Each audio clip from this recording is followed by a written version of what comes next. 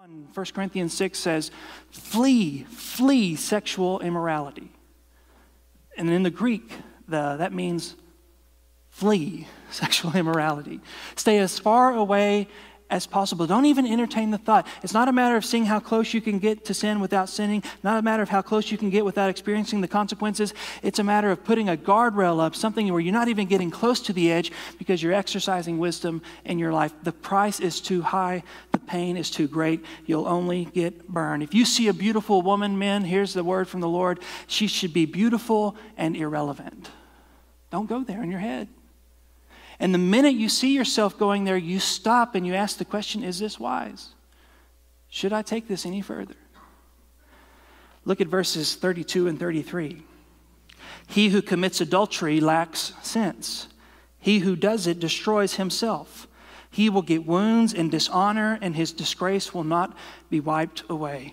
Now, I think a plain interpretation of that text when it talks about the wounds, is probably the wounds of the angry husband who men don't take kindly to another man sleeping with their spouse, and so he's probably getting wounded from this man. But it's also not just the physical wounds, but the emotional wounds and the wounds against your reputation that you carry for the rest of your life when you sin sexually. Sexual sin is a unique sin. I don't know quite how to put it. The Apostle Paul, when he was talking about sexual sin, he said every other sin a man commits, he commits outside his body. But when a man sins sexually, he sins against himself.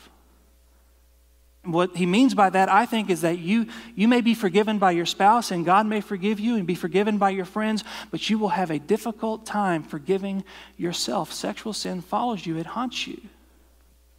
The shame, the disgrace that comes along with it, because it's so great, because it's so hard to kick, on the front end, before you even get close to making those kinds of decisions that you would regret, why not ask yourself the question, in light of my past experiences, my current circumstances, and my future hopes and dreams, what is the wise thing to do? I've never heard anybody say, I'm thankful I committed adultery. Never. Say, well, you're only 29, just wait a few years. I don't think I'll ever hear someone say, I'm thankful that I committed adultery. Even people who have gotten married as a result of their infidelity, and they have wonderful marriages that God has restored, and I believe that's possible and that can happen. But even for those couples, they say of their past experiences, I wish I would have never done it. I wish I would have asked myself the question, what's the wise thing to do? I've never seen anyone say, I'm thankful that I got right up to the edge. But I've heard a lot of people say, you know what, I'm thankful, even though I didn't have a problem, I put a filter on the internet. Even though it was harmless, it was just lunch, I'm thankful that I made a decision to never be alone with another woman in a car, to never counsel a woman alone. I'm thankful that I put up guardrails. I'm thankful that I asked myself the question, what's the wise thing to do?